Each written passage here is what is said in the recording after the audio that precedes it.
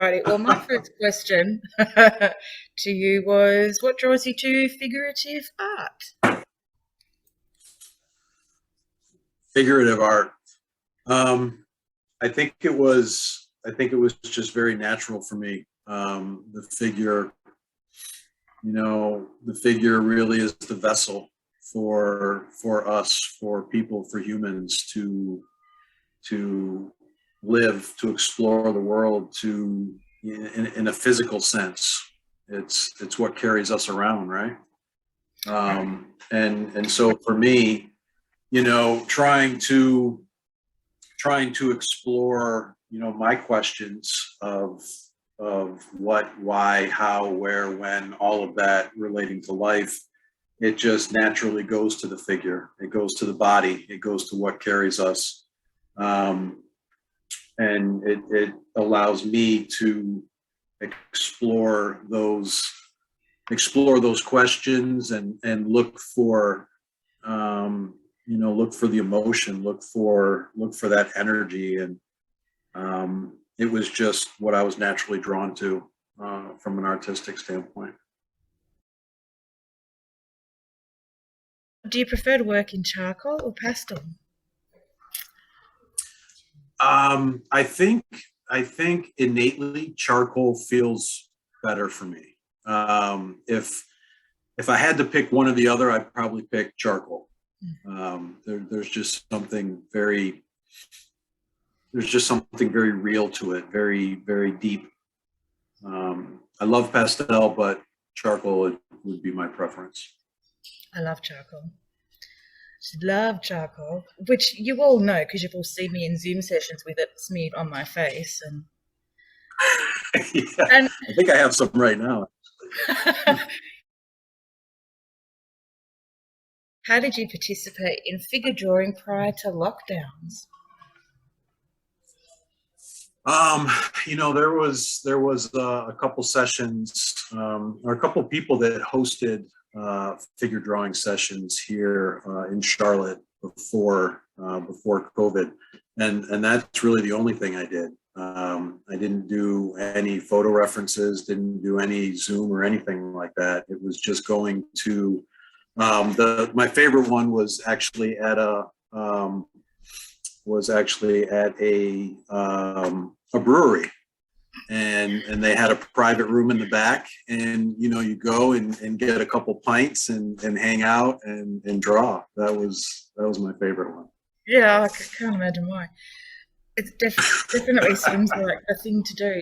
Yeah, it was when lockdown hit, and I remember it was like a week, maybe 2 weeks gone by, and it was like, wow, okay, missing the figure drawing classes, missing the pints with my friends, Yeah, but then it became more. It wasn't just, oh, I'm missing going out and getting a pint. It was, I need to draw. I need to do this, and I started searching out, looking online, like, because we were using Teams and Zoom and work, in the office. So it was like, God, I wonder if there's people out there doing this. Maybe someone's utilizing that, and that's how I came across the first one. And it was a guy in Asheville, and I was like, wow, this is really cool. This is different. And they had multiple camera angles, and you had like 3 camera angles set up. So you could, not only did you always have the best view, but you had your choice of 3 different views, which was so cool. And I'm then going to all of a say I sudden, love it when they do that. I love it when they do that. yeah, Yeah, definitely. And yeah. especially like if you're doing gestures, you can like pop through each Oh, one, exactly. and pros and cons. Um, I think the pros of working by Zoom is that you always get the best angle. And that was something that you'd always struggle with, going to a live drawing session That is where true. there'd be 40 people packed into this room, and depending on which way the model posed, you could be in a great position, or you could just have the worst, and you're just like, yeah, I'm not even going to draw this because it's just the worst pose, the worst angle. So that's definitely the pro. I think con. Um, you get a little bit of warpage from the camera sometimes, and that it just takes the figure and it distorts it a little bit. But I think the pros definitely outweigh the cons. I was just really surprised how you could still feel energy over a Zoom session. You could still feel the ambiance of where that model was or the other people around it. It was really surprising. Definitely think more pros than cons. Oh, me too. Do you prefer to draw in larger or smaller groups while you're talking about the energy and ambience?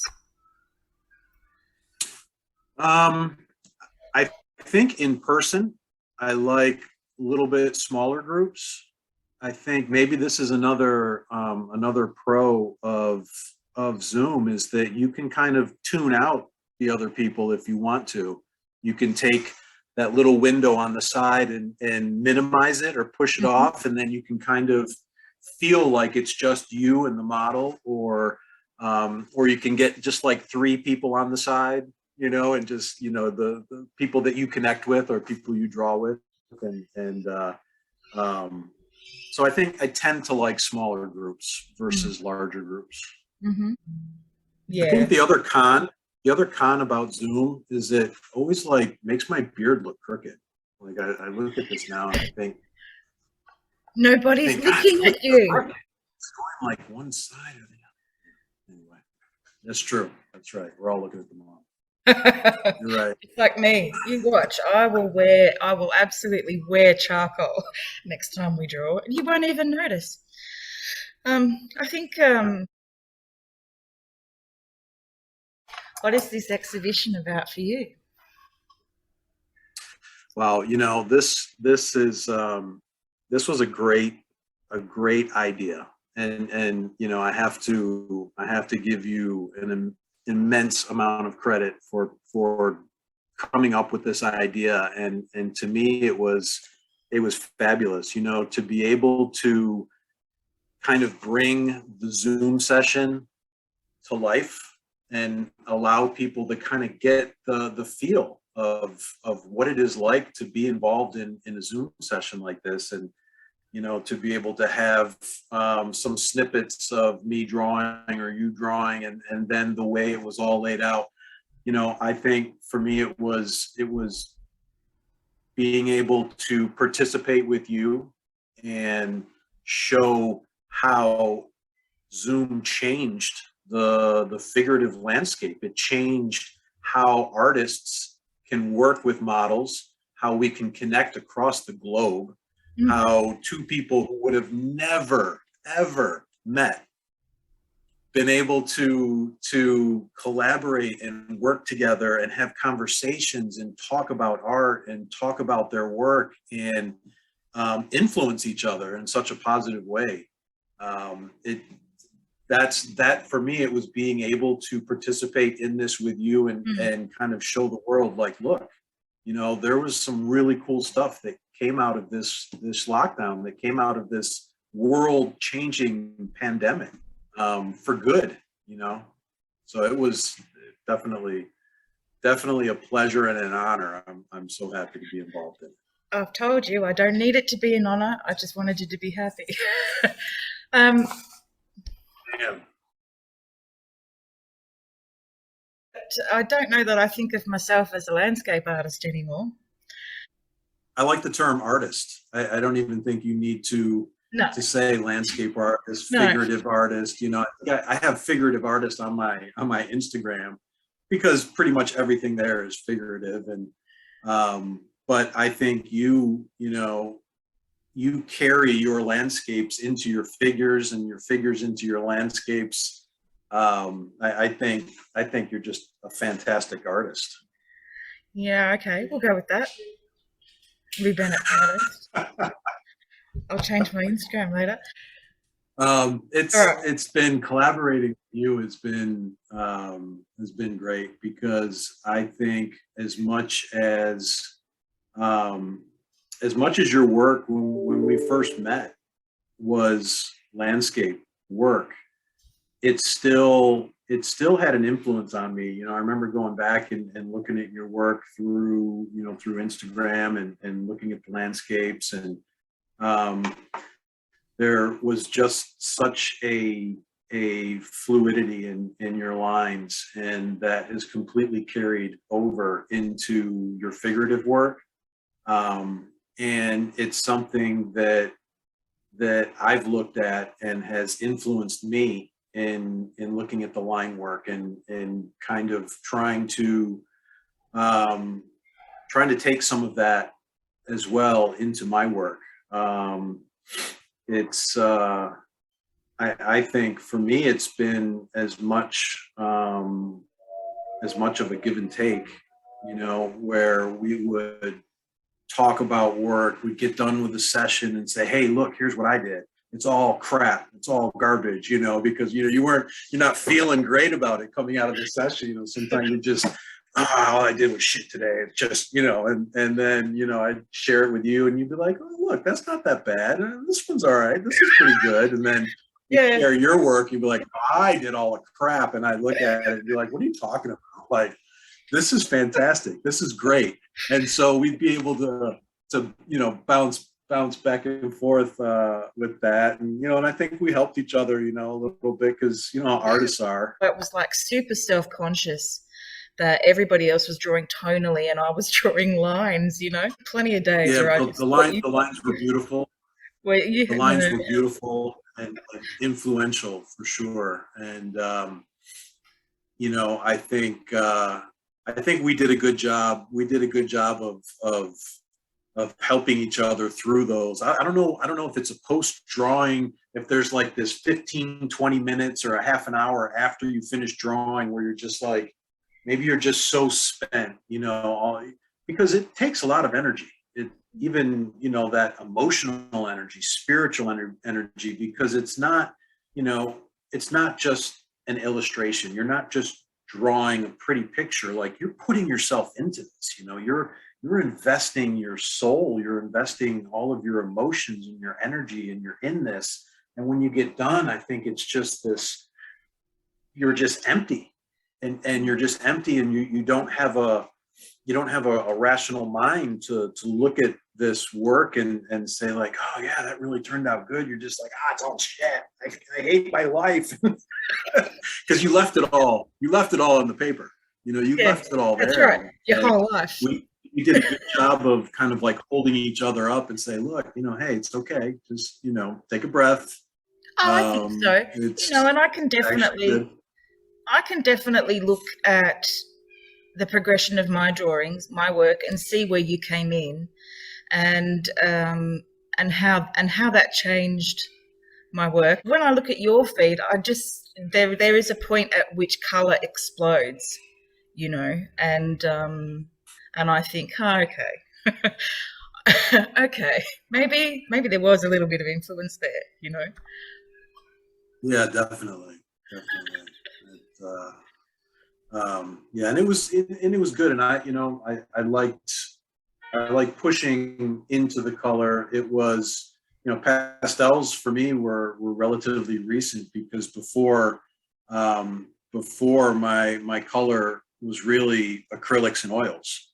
Was you know what I did, anything in color. And so pastel was kind of, it was a little bit new territory, and it was something that came along really during the COVID, you know, during this pandemic, was when I really said, yeah, all right, let's do it. It's kind of like charcoal, let's give it a shot. And I can totally say that everything I know about pastel has either been observed via your work or me trying to replicate something of your work, which of course doesn't happen very well, but you use pastel like somebody who has many, many years of experience. Oh, thank you. I appreciate that. It's just been trial and error. It's been like, well, I better do this, and I better make it look good. I better figure out how to do it. Yeah, no. Well, I get the pleasure. Well, you can see the wall behind me. sort of. Yeah, Of it. it looks awesome. And there's one particular Alex. Every time I look at it, I just wow. It all looks. It is so cool to see the background behind you and see all of our work up there. Like that just looks awesome. It looks so good. They did such a good job of putting that show together. What is the energy of ghosts? The energy of ghosts. You God, said it. Such a hard question. It came from your artist statement. What does it mean for you? Yeah. It's for me, the ghost, the energy of the ghost was those experiences, those memories, whether direct memories or collective unconscious memories, things that stay with you all your life that you can't really describe, you can't see them, but you feel it, you know it's there, and you try to figure it out. Sometimes it's more visible, sometimes it's just something you feel, sometimes it's a fleeting, momentary energy. It's it's the culmination of all your life, of all the different things that have shocked you or traumatized you or made you smile or made you laugh or made you cry. It's all those things inside you that are hidden but not hidden. That and a lot of those came out during COVID. I think being in lockdown, being in this psychological place that nobody was prepared for, and it brought a lot of repressed, hidden things out. I know it did for me, for sure, and I think that definitely came through in a lot of my figures, if not all of them. Yeah, it's that. I don't know if that was a good. It's hard to articulate, and I thought about that earlier, and kind of thinking about that question, and it really was at one point, it was like, okay, if I was there, if I was standing there in that space, and someone asked me that question, what is energy of ghosts? I would turn around and just say, there, look, all of that. That's it. Yeah. And I know that wouldn't suffice. People, no, you need to tell me what is it? Well, and then I would say, well, you take a look at it. Look at that. Spend a minute with this piece. Just spend a minute with that piece and have your own interaction with it. Have a dialogue with that piece, and then that'll be your answer. That'll be your answer of what that energy of ghost is to you, because that's a ghost I left on that paper, or you left on that paper, and you spend a minute with it and tell me what it says to you, and then that's the energy of ghosts. I like that. It's kind of like all of I very rarely, if ever, put a title on anything, because I don't want to bias people. I don't want to direct people into thinking or feeling something, and I want everyone to have their own experience, their own interaction with the piece, and so kind of like explaining what the energy of ghost is almost like putting a title on a piece. So I'm going to say something, and now you're going to be biased as to that, versus if you don't know what it is and you just walk in and you spend 5 minutes looking at it, you're going to have your own idea, your own interaction, your own experience, and then you'd have your own definition of. Well, that is, kind of what I'd hoped. But just the same as dealing with prolonged periods of isolation and those things that that restrictions brought up for many individuals, the wall is kind of the same, and they stand in front of it, feel the energy, they feel it, but they don't know, Yeah. they can't put words to it. And other people come in and they are just completely overwhelmed by it. And it's a bit of a And I think that's great because you hit on something that was very interesting to me on, by saying that this whole, the whole COVID, the whole pandemic was very overwhelming. And it was extremely overwhelming because there was all these things that we'd never had to deal with before, all of this stuff. And so when I saw how they set up the show and I saw how they put together this wall, that wall is overwhelming to have so many pieces all there. Like, you never see that. You see a couple pieces with room for those pieces to breathe, and someone can interact with this piece and they have that piece and it's on a wall. There's another piece, but it's off a little bit, and you can have this intimate moment with that piece.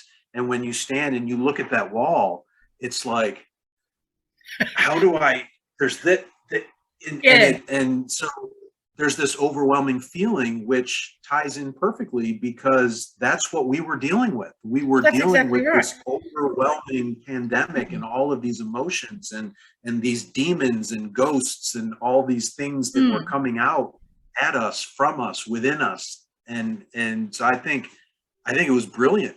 A brilliant way to pull that together and to do that, because it really puts that energy out there. Yeah, well, there is just so much energy bouncing off that wall, and it's all and it is kind of how you described to me a long time ago what you thought the energy of the world was, and at that time. You were talking to me about sadness, tapping into other people's sadnesses, finding that easy to do and comfortable to do. And there is a lot of that on the wall. And that drawing a nude figure isn't always about drawing something sexy or drawing that. And couldn't agree more with you. For me, that is just such one small, tiny part of our physical being, Yes, but it is. the figure is the basis for.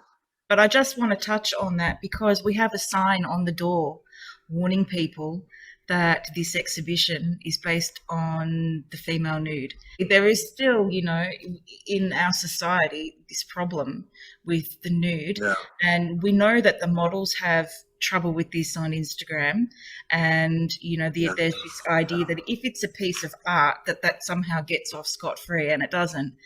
So I definitely have had people come through and look at the work and they'll say, a pose in particular, oh, that's sexy, and yet it's such a tiny part of what we do. And certainly, even I know we've done sessions that are erotic themed, and neither of us have actually found it particularly erotic. It's too bad that we still have those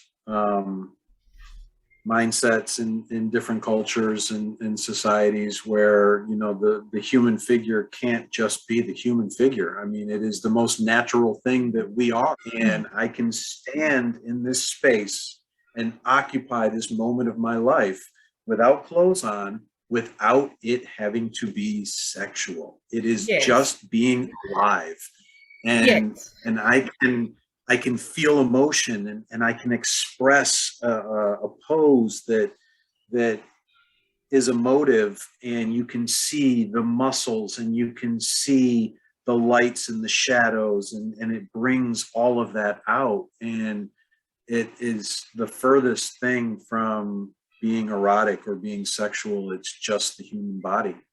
It's just what we are. Well, I think possibly maybe that's the problem. People feel vulnerable in their nudity. They They feel naked. This is going to sound strange. They feel Yeah. naked in their nudity. That was the last of my proper questions that you were aware of anyway. So I figured you'd have one that you didn't share that you would pop at me, but oh no, well now you know. I literally cannot follow my own train of thought for longer than a moment at a time, and I'm still sitting here thinking hips, spine, shoulders, what was I talking about? it'll come to you the minute that we hang up. You'll be when it'll come to me, it'll be 3:00 in the morning. And I'll message you and you'll be at work, too busy to talk to me, and I'll be like, now I want to talk about it. Yeah. Well, tomorrow I've got a busy afternoon, but if you happen to think of it in my morning time at the office, I could probably squeeze in a quick Zoom. You can just say to me, I'm busy. I am too busy for your midnight ramblings. Go to sleep. Yeah, but sometimes those midnight ramblings, like I may not have time to respond, but reading it just brings a smile to my face, and I can kind of double tap the like and do that because it's just a smile. Come on, I'm funny. It's a good distraction sometimes from the stress of the office, so I enjoy it. I enjoy the midnight or the 3 a.m. or the 4 a.m. or the 5 a.m. ramblings. Yeah. All righty. Thank you for having this little chat with me.